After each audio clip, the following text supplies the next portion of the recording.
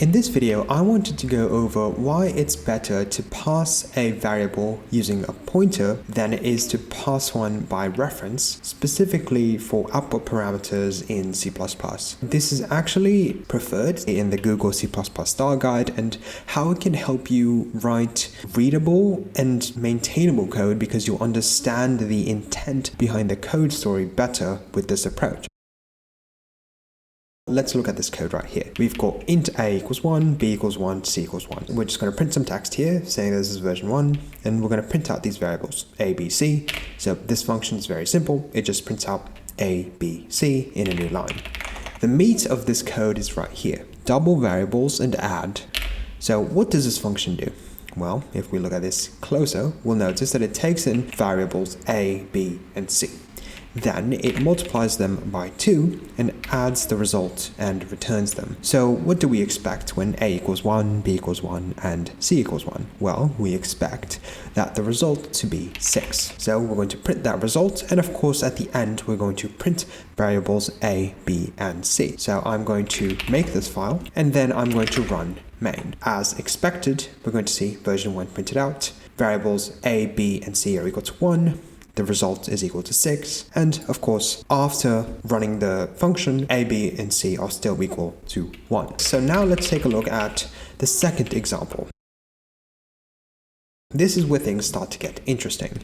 This is when we pass in a variable by reference. If you look at it here, the code looks very identical, right? When we're reading this code, we're saying a, b, and c. Print version 2, and of course the double vars and add function looks pretty much the same. We're passing in a, b, and c once more. We're printing the result, which should be 6, and of course we're printing the variables a, b, and c once again. We do expect them to be 1, 1, and 1, right? Well, let's see what happens when we run this. So I'm going to make this file, and I'm going to run main. Oh, I forgot to save it, so let's save the file.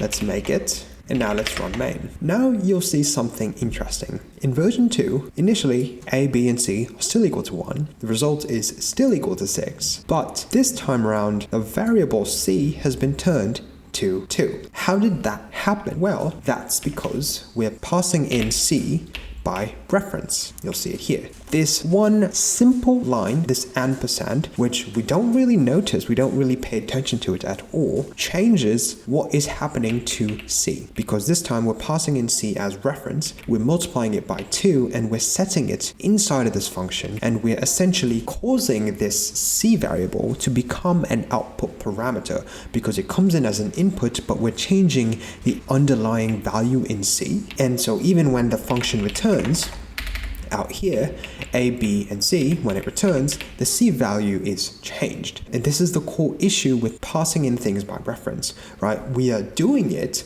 but we're not really noticing it, right? We're not seeing it. There's no visual indication for us unless you go to this function and you say, well, we have an ampersand here. Of course, c is going to change. There's no indication of this. And that's the core of this issue. We are changing the variable c, but there's no indication of it. So how do we fix this? How does Google recommend we fix this? Let's look at version 3.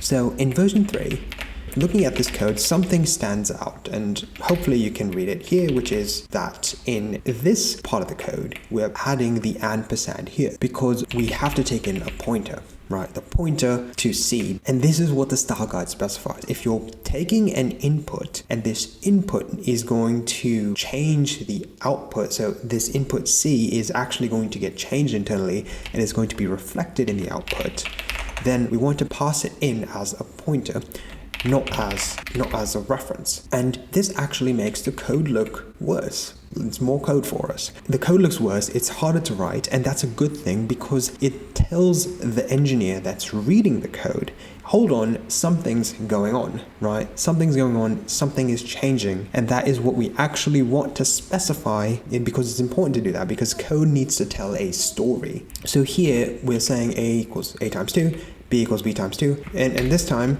the c variable looks very different because we're passing it in as a pointer. We need to do these extra steps, and we also need to do extra steps here.